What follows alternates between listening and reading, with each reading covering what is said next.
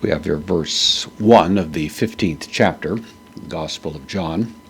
Well-known text. Of course, we, at least as John tells the story, are following along with the disciples now and Jesus as they've left the upper room and are making their way to the Garden of Gethsemane. And at some point, apparently, they stopped for a further conversation, and that seems to be what takes place here in these next several chapters, actually.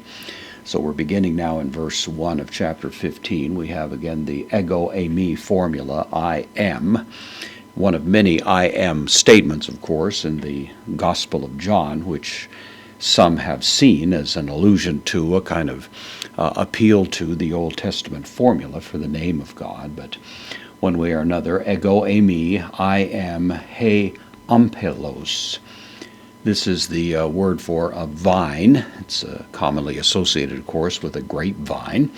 It's the part that comes out of the ground and may coil itself around a stake or something like that.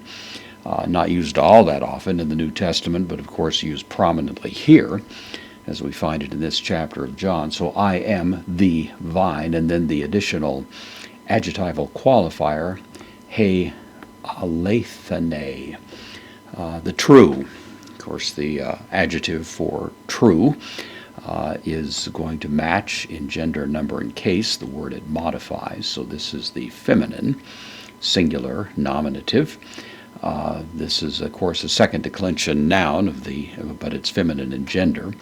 So I am the vine, the true one, the true vine, and kai, the connective, ho pater, again in the nominative, father.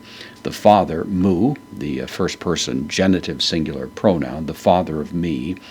And then ho, georgos. This is, of course, you recognize geo there, the word geo in the Greek language, geo, means earth. This is a derivative of that. It means the farmer.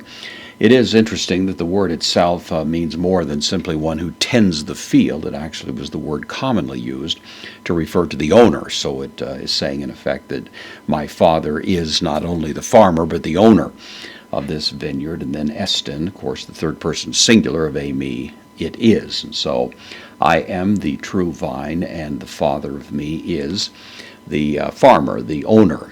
Husbandman is usually the way it's rendered, but it does imply ownership, going a little bit beyond the simple term for husbandman.